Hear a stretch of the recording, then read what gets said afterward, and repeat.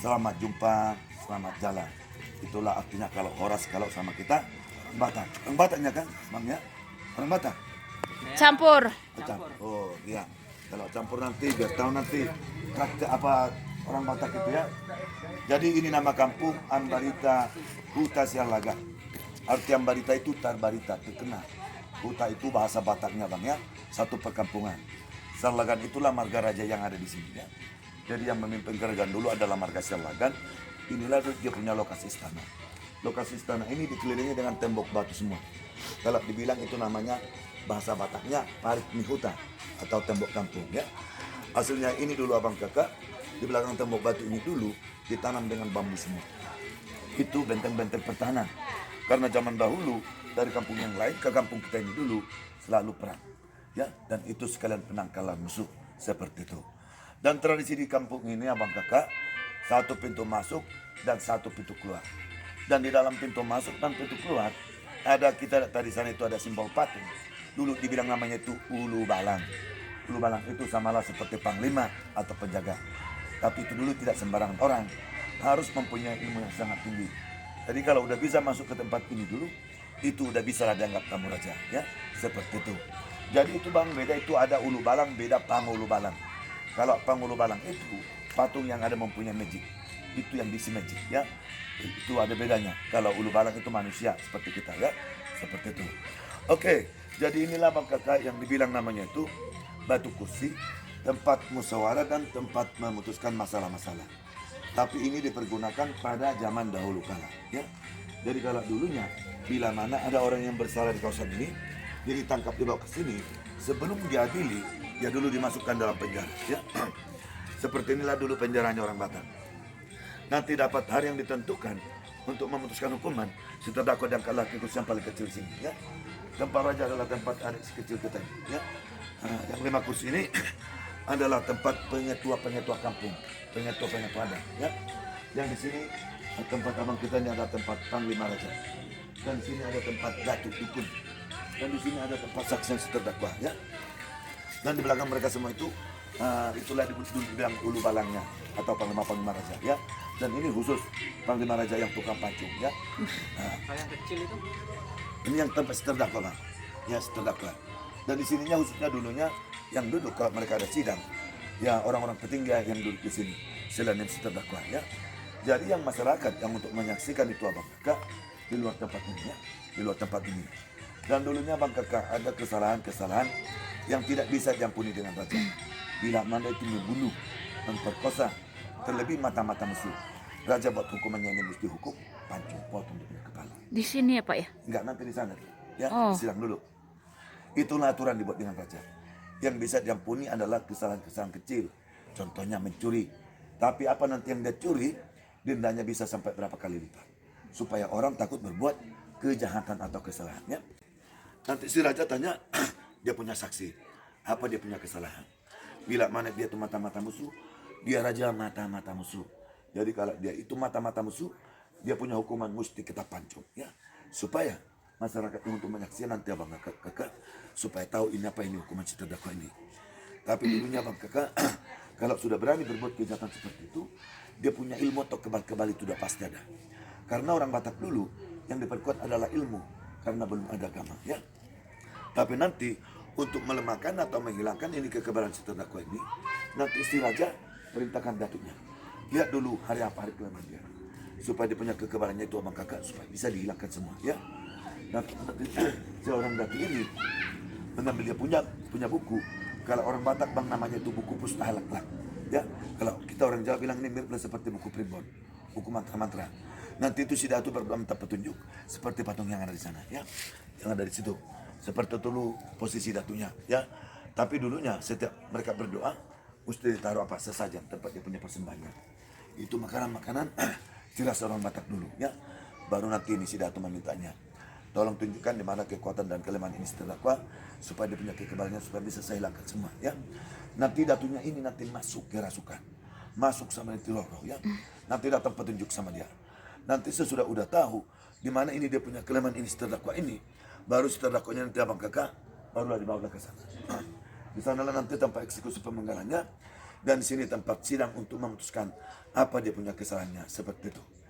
Jadi kalau ada yang kurang jelas sama kakak, silakan ditanya sebelum nanti saya terangkan tentang ya. Rumah orang Batak ini bang, ini diperkirakan ini 3 tingkat. Itu dikira mulai dasar bawah. Dulu di kolong rumah itu dulu dibuatlah tempat penyelam mereka, tidur mereka. Ya. Lantai kedua itu tempat mereka setiap hari makan tidur mereka di situ. Lantai ketiga tempat penyimpanan barang-barang mereka. Ya. Tapi bang yang saya bilang, kalau aslinya dulu orang Batak, rumah orang Batak itu dulu yang aslinya tidak ada menggunakan paku sedikit pun. Dia punya sistem pasak. Dia di lubang dimasukkan, di lubang dimasukkan. Ya seperti yang di bawah itu. Yang di atas ini udah renovasi. Atapnya udah terbuat dari apa? Dari siram. Aslinya dulu bang itu terbuat dari ijuk. Kenalnya bang ijuk ya, dari aren itu, serabutnya itu, ijuknya itu dulu dibuat atapnya. Makanya itu sistem ikat ya. Jadi ini udah pakai hektar, tapi hektar apa itu bang? Yang agak pakai sini tuh untuk dia buat apanya? Untuk buat lengket ya. Seperti itulah dulunya. Dan rumah Batak ini bang ini, rumah ujungnya ini lebih tinggi sedikit ujung yang di belakang daripada yang depan. Itu ada bedanya bang. Yang artinya itu haruslah dia punya generasinya harus melebihi daripada orang tuanya. Anaknya mesti lebih hebat, lebih pintar, lebih kaya daripada orang tuanya. Itulah dibuat filosofinya ya, seperti itu. Dan rumah Batak ini bang, kita lihat dia punya pintu semua kecil-kecil. Bukannya orang Batak dulu bukan orang yang kecil bang. Ya, sama seperti kita sekarang. Tapi yang artinya kita memasuki ke dalam rumah kita mesti menunduk supaya kita menghormati orang yang ada di dalam rumah. Dan yang kedua bang ya, setinggi-tinggi apapun jabatan kita, kalau kita mau masuk ke dalam rumah, kita mesti menghormat kepada yang mempunyai rumah. Artinya bang, itu tidak dibedakan orang yang petinggi sama orang yang biasa, disamakan semua ya. Seperti itulah dulunya. Dan ada kita lihat bang ornamen-ornamen rumah seperti yang ada di sana. Yang kiri itu bang yang dibilang nama itu singa-singa. Patung itu ya Pak? Iya, yang singa-singa. Dan ada biasanya itu yang nomor 4 itu ada jaga dopatnya yang di atasnya. Ya, ada cicak, ada simbol payudara.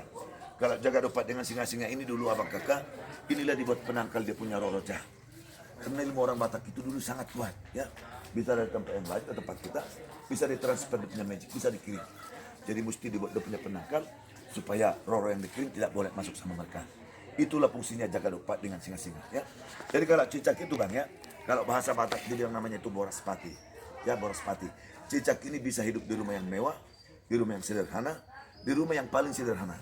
Bahwa orang Batak itu bang bisa hidup di mana-mana. Hiduplah seperti cicak. Itulah dibuat perumpamannya ya. Seperti itu.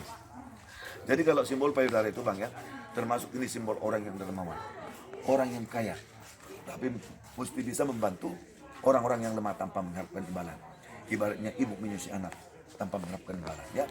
Dan yang kedua bang ya, sejauh manapun orang Batak kita merantau, jangan lupa kepada dia punya orang tua dan jangan lupa ke kampung halamannya.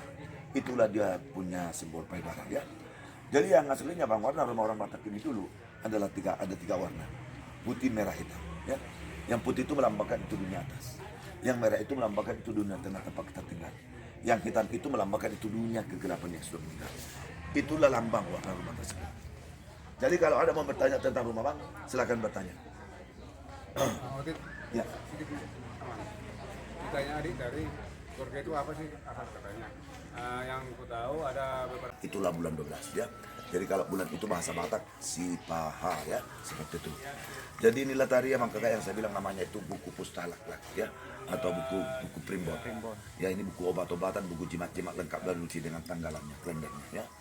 Jadi dulunya bang kakak kalau ada orang yang sakit untuk mengobati, pergilah sama datuk dukun ya. Karena zaman dahulu belum ada dokter seperti sekarang ya. Dokternya dulu datullah. Dari sinilah dibaca mantra-mantranya ya. Namanya buku pustalak lah. Oke. Jadi inilah yang dibilang namanya itu Tukok Tunggal Panaluan ya. Tukok Tunggal Panaluan yang aslinya ini dulu bisa berkomunikasi dengan dia punya orang tua. Jadi kalau mereka pun ada party itu hujan datang, hujan bisa dipindahkan ke yang lain ya. Dan ini pun nanti tongkat ini dipandu dengan datu dukun untuk melemahkan kekebalan si terdakwa supaya nanti kebal-kebalnya supaya bisa dihilangkan semua ya. Namanya itu Tukok Tunggal Panaluan. Oke, itulah nama benda-benda ini. Tadi si Raja memutuskan hukuman si terdakwa bahwa si terdakwa itu mesti dieksekusi. Dia dibawa dari sana ke sini, tapi dulunya sudah tangan ikat, ya. Tangan ikat di meja bundar yang ada di sini, dan mata ditutup, ya. Matanya ditutup. Oke, kita bayangkan udah tertutup matanya, tapi mata saya nggak saya tutup lah, ya. Tapi dulu mata ditutup, nanti di meja bunda yang ada di sini, disediakan di sini makanan ini abang kakak, ditambahlah dengan punya ramuan-ramuan semua. Sesuai apa yang sudah dikasih atau petunjuk yang sudah diberikan sama dia.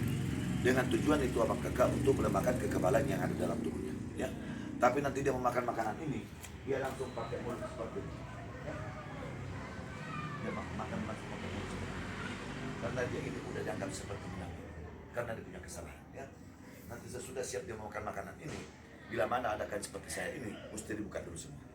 Mana tahu ada kebal-kebal jimat-jimat ditaruh ke bagian tubuhnya supaya dibuang semua. Dulu selalu seperti itu abang kakak, ya. Ditaruh dia punya benang jimat-jimat supaya tahan hukum, ya. Jadi dicek semua.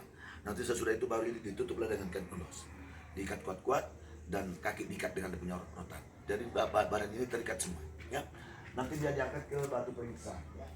Yang posisinya yang lebih kurang adalah seperti ini, ya.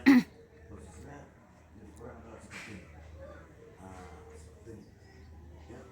Nanti sesudah itu datanglah nanti seorang datu ini mengambil tongkat ini, ya.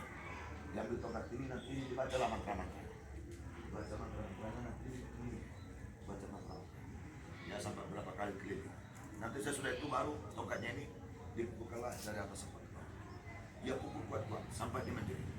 Jadi kalau dia itu sudah menjerit, dia punya rumah atau kebal-kebalnya udah hilang semua, ya. Tapi belum cukup seperti itu untuk memastikan. Nanti diambillah pisau kecil seperti itu, ya.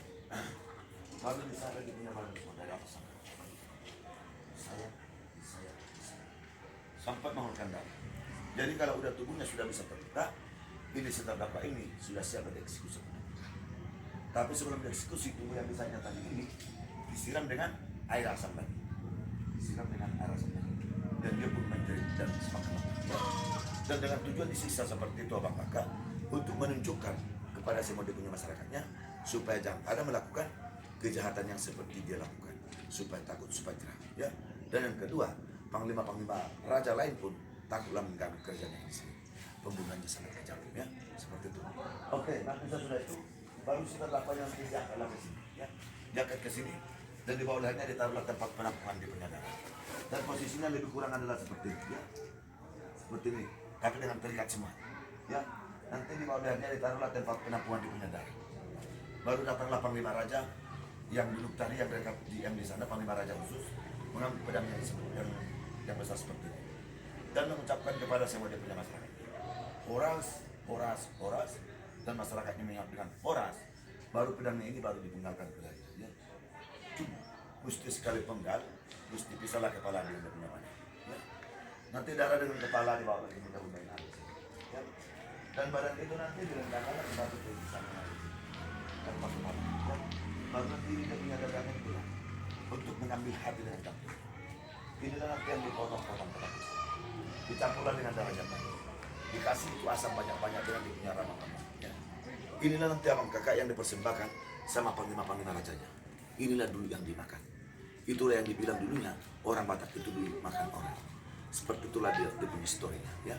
Tapi mereka makan ini dengan tujuan itu abang kakak, dan ini sekalian untuk menambah kekebalan, menambah ilmu, supaya mereka lebih hebat, lebih strong, dan punya kekuatan maju, ya. Tapi ini sisa badan dan kepala ini dibuang semua jauh, ya. Itu tidak dihukum. Itulah hukuman orang besar. Dan tempat pembuangannya itu pun kita tidak diperbolehkan melihat selama 7 hari 7 malam. Nanti bisa katanya roh jahatnya kembali sama kita, dan itulah aturan, ya. Seperti itu. Jadi kalau menurut sejarahnya, terakhirnya dia punya